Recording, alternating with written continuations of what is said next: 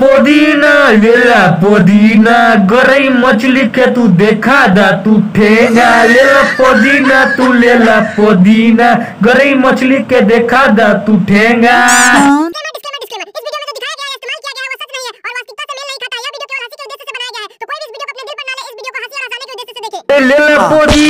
लेला पुदीना धरिया के आके तू लेला पुदीना। ये चाची ये दीदी ये भैया लेला पुदीना आ गइल बा गाँव में गली में पुदीना वाला।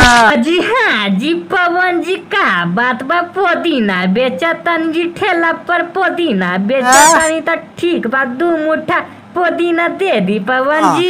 यहाँ यही ताजा ताजा मछली एकदम गरई मछली एकदम ले रहे मछली ले ही जा भौजी का लेबा पुदीना घास उस कार खाइबा पुदीना उदीना मछली खा मछली में मोटा जीबू। अरे का रे साला खेसरिया तू का बोला तारे रे हमार पुदीना के तू घास उस बोला तारा रे एकरा जैसे ताकत बा तोर मछली मेरे खेसरिया मसुरिया बारे।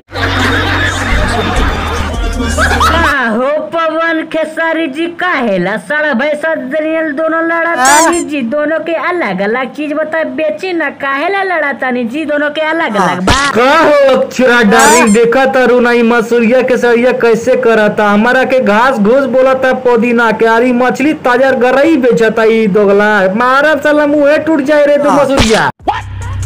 नहीं अभी और सुनिए। अरे ये पवन भैया काहेला गरिया बतानी जी काहेला गरिया बतानी रउआ के रिस्पेक्ट करतानी त मोड़िया बजड़ के मुते लगनिया रउआ के गरिया ही का मां बहन लेके मां के समारे ने के पड़ा तो हमरा के गरिया बता रहा तू गजब बेइज्जती। रे साला मसूरिया खिसड़िया तो हमरा के गरिया बता रहा रे हमरा बीबी पर मत जो जे गरई मसूरी बेचे के बाद बेचा समझला कि ना बाबू हमरा के पुदीना चुपचाप बेचल जा तू अपना काम कर अपना काम कर समझ के बाबू जाता नहीं हम बेचले पुदीना समझना तू जाके गरई पुदीना बेचा था। ठीक बा पवन भैया हम बेचा तनी रहुए ने गरिया बेला शुरू करनी तो हम बेचा तनी ले ली मछली गरई पटिया ले ली मछली भैया बहनी ले ली मछली।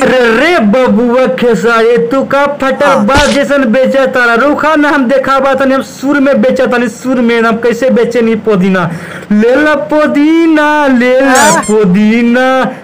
पुदीना धरिया के हसीना ए चाची ले ली पुदीना न पवन सिंह वाला दम हरा पुदीना देखला बबुआ के सारी कैसे बेचल जाला जे बड़े बुद्ध पर।